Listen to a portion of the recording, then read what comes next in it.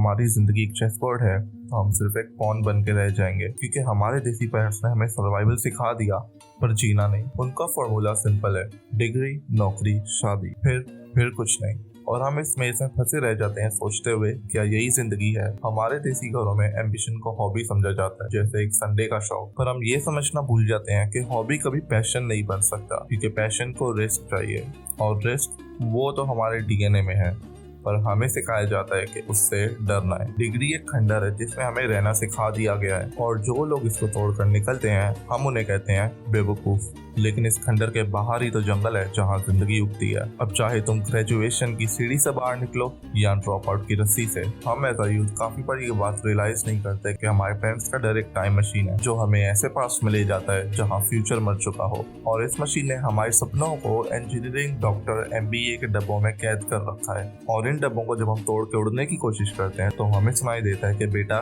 गिर जाओगे, लेकिन ये सच्चाई कोई नहीं बताता कि गिरने के बाद ही तो जिंदगी शुरू होती है। हम बचपन में अनलिमिटेड सपने देखते थे, पर बड़े होकर हम अपने सपनों को कैलकुलेटर से मेजर करना सीख गए हैं। जैसे जिंदगी एक इक्वेशन है जिसका जवाब सिर्फ सेफ हो सकता है, और इसी सेफ्टी की वजह से एक जनरेशन ने अपनी नदी को रोक दिया ताकि अगली जनरेशन सेफ रह सके। पर नदी रोकने का मतलब है उसका पानी मर जाना, और आज हम ऐसी नदी के किनारे खड़े हैं जिसमें पानी तो है पर जिंदगी नहीं। सेफ्टी अपने साथ एक ऐसी खास प्रॉपर्टी छोड़ती है विच इज टू पॉज, यानी अटक जाना। पर वहीं एम्बिशनस नदी का वो दर्जा है जो पत्थरों से टकरा कर आगे बढ़ जाता है। और इस इशू का सोल्यूशन है म्यूचुअल अंडरस्टैंडिंग। अपनी एम्बिशन को सिक्योरिटी का नाम दो और सिक्योरिटी को सेक्रीफाइस, क्योंकि हम सबके माँ बाप का सपना है कि हम सक्सेसफुल हों, और हमारा सपना कि हम जीना सीख लें।